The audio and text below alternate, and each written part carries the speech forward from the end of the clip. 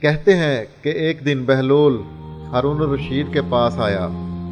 خلیفہ نے بہلول سے سوال کیا، اگر کوئی انگور کھائے تو کیا حرام ہے؟ بہلول نے جواب دیا، نہیں۔ خلیفہ نے پوچھا، اگر انگور کھانے کے بعد اس پر پانی پی لیا جائے تو کیسا ہے؟ بہلول نے جواب دیا، پھر بھی کوئی مذائقہ نہیں۔ خلیفہ نے کہا، اگر مدت تک اس انگور اور پانی کو دھوپ میں رکھا رہنے دیں تو حرام کیسے ہو جاتا ہے؟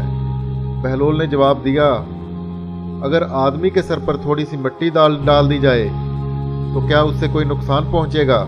خلیفہ نے جواب دیا، نہیں۔ بہلول نے پوچھا کہ اس کے بعد اس کے سر پر تھوڑا سا پانی ڈال دیا جائے تو کوئی نقصان پہنچے گا؟ خلیفہ نے کہا، نہیں۔ بہلول نے کہا، اگر اس مٹی اور پانی کو ملا کر رکھ دیں اور ایک اینٹ بنا لیں اور انسان کے سر پر ماریں تو اسے کوئی اذیت پہنچے گی؟ خلیفہ نے کہا، بے شک اینٹ انسان کا سر پھاڑ دے گی۔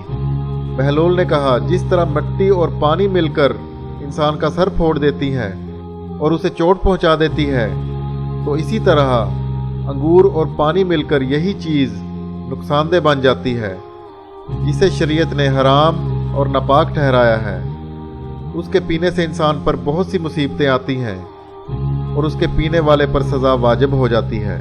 خلیفہ ہارون الرشید بہلول کے جواب پر دنگ رہ گیا۔